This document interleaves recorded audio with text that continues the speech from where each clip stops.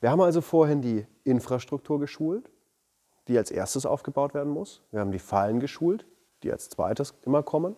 Und als dritten Punkt machen wir jetzt einmal die Software durch. Ich habe am Anfang schon erwähnt, jeder Techniker kann die App auf seinem Handy, Scanner oder Tablet installieren. Und man kann auch über den Laptop bzw. über eine Webseite auf die Website kommen. Ich zeige das jetzt einmal hier ganz kurz. Wenn man auf unsere Webseite klickt, dann kann man sich hier einloggen und kommt dann direkt mit seinen Nutzerdaten auch in die Web-App. Das gleiche gibt es bei der mobilen App auch. Also hier muss man sich auch einloggen. Grundsätzlich ist es so, jeder Benutzer unserer Software hat seinen eigenen Account, damit wir nachvollziehen können, wann, wer und wo die Fallen wie aufgestellt hat. Ihr bekommt bei Auslieferung unserer Geräte, bei Erstauslieferung einen Admin-Account. Den benutzt dann meistens der technische Leiter. Der kann dann hier zum Beispiel in die Benutzerverwaltung klicken und übers Rollensystem dann neue Rollen hinzufügen. Gucken wir uns vielleicht einmal an. Hier kann man das sich zusammenklicken. Da gibt es einmal ein detailliertes Video dazu. Über Neu erstellen in der Benutzerverwaltung kann man dann einen neuen Nutzer hinzufügen. Einfach die E-Mail-Adresse eintippen und natürlich auch den Namen des Nutzers und auf Speichern. Hier unten kann man die Rolle noch auswählen, damit nicht jeder Administrator ist und vielleicht irgendwelche Themen löschen kann. Und so kann man sich dann in der Software einloggen. Sowohl an der mobilen als auch an der Webversion kann man dann über die Kontoeinstellungen, das kleine Männchen oben rechts in der Webversion, in der Software auf dem Handy, also auf der App, in der unteren rechten Ecke zu finden, dann auf die Kontoeinstellungen, hier auch nochmal eine Handynummer mit eintippen. Wenn wir das tun, können wir auch SMS-Benachrichtigungen bekommen.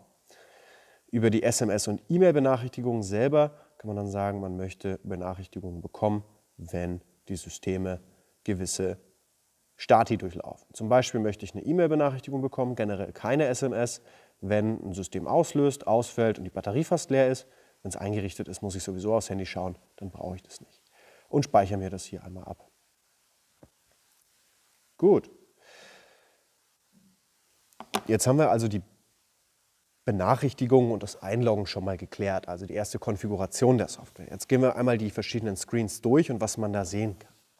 Sowohl in der Webversion wie auch in der mobilen Version haben wir ein Dashboard, in dem wir sehen, wie viele Geräte sind denn überhaupt inaktiv, wie viele sind aktiv, wie viele Warnungen haben wir, was ist online, wie viele kritische Stati gibt es. Und da kommen wir auch auf die verschiedenen Status einmal zu sprechen. Es gibt Online-Geräte, das heißt alle Fallen, die sich gemeldet haben und die eingeschaltet sind und beim Kunden vor Ort auch stehen. Sollte mal eine Meldung ausbleiben oder irgendwas nicht so funktionieren, wie man sich denkt, bekommt man eine Warnung. Das System kann sich selber abfangen. Das heißt, selbst wenn eine Falle mal keine WLAN-Verbindung hat, der Router aber noch an ist, da wurde vielleicht ein großer Wagen mit viel Ware dazwischen geschoben, der ist in den nächsten 15 Minuten weg, dann kann die Falle sich trotzdem melden, die Warnung hebt sich selber auf, die Falle ist wieder online, man hat dann keine kritische Meldung. Und dann gibt es noch die kritischen Meldungen an sich, wenn zum Beispiel Systeme ausfallen, weil sie über längere Zeit keine WLAN-Verbindung halten konnten oder wenn eine Falle ausgelöst ist oder der Akku des Systems bald leer ist.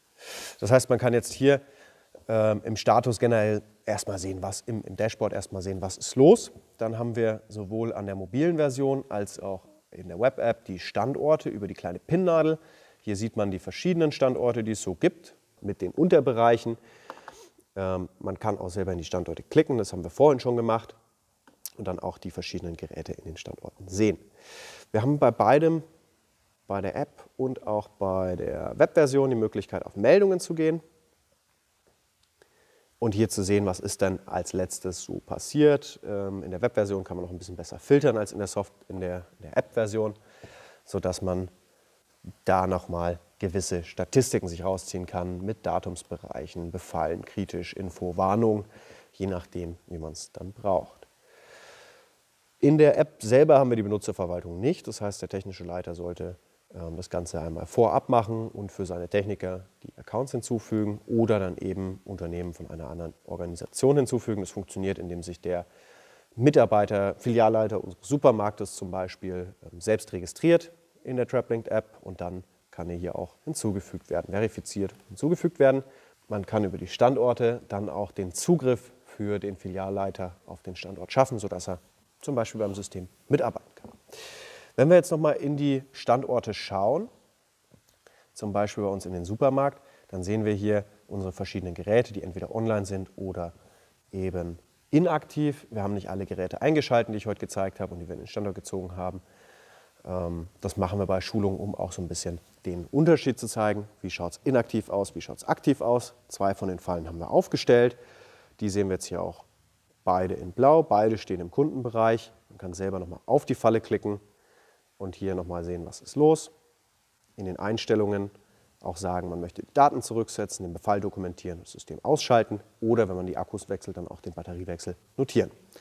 Und für jede Falle einzeln nochmal die Meldungen anschauen.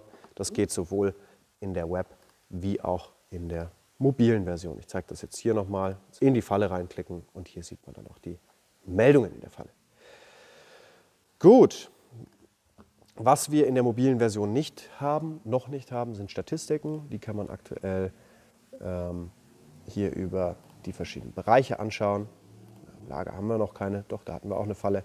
Da sieht man zum Beispiel, hier ist eine Falle. Wenn wir eine Falle aus dem Standort rausziehen, dann bleibt die Statistik trotzdem erhalten für diesen Standort. Das heißt, die Falle bleibt auch in der Historie, hier in den Meldungen zum Beispiel, im Kundenbereich, in den Meldungen drin und wird nicht gelöscht. Das war jetzt unser kurzer Ausflug in die Software. Wir haben alle Funktionen einmal uns angeschaut. In unseren Anleitungen kann man auch nochmal genauestens erklärt sehen, wie es funktioniert. Ich glaube, in der Schulung ist es durchs Aufstellen, durchs Installieren dann auch schon klar geworden, wie die Software arbeitet und auch funktioniert.